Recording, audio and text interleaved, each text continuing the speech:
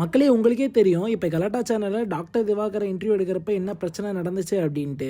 So ஆங்கரே அவர் வச்சு செஞ்சுருப்பாரு. So இப்போ doctor Diwakar அவர்கள் அவருடைய இன்ஸ்டாகிராம் சேனலில் ரொம்பவே ஒரு ஆக்ரோஷமான வீடியோவை வெளியிட்டிருக்காரு. அந்த வீடியோவில் இன்டர்வியூ எடுத்த ஆங்கர் நவீனை ரொம்பவே கொச்சையாக பேசி வீடியோ போட்டிருக்காரு. நீ என் செருப்புக்கு சமம் இல்லை, நீ ரொம்ப ஆபாசமானவன், அப்படி இப்படின்ட்டு நிறைய விஷயத்த பேசியிருக்காரு. நீங்களே அவர் பேசுனதை ஃபுல்லாக கேட்டுட்டு உங்களோட கருத்தை கமெண்ட் செக்ஷனில் கமெண்ட் பண்ணிட்டு போங்க. ஒரு ஃப்ராடு ஆங்கர் நவீன் அப்படின்ற ஒரு நபர் வந்து பாத்தீங்கன்னா இன்டர்வியூ வர சொல்லி நம்மளை அவமானப்படுத்தி அமைச்சிருந்தாங்க.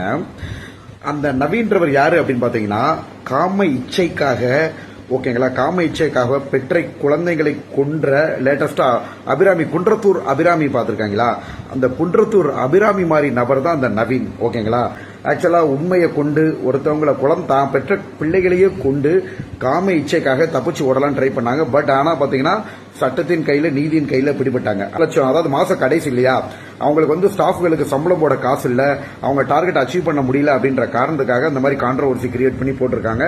இது ஒரு பொழப்பு கிடையாது. அந்த நவீன் வந்து நான் போடுற காலில் உள்ள செருப்புக்கு கூட சமமாக மாற மாட்டான். ஆங்கர் நவீன் வந்து நான் போடுற காலில் இருக்க செருப்புக்கு கூட சமமாக மாட்டாருங்க.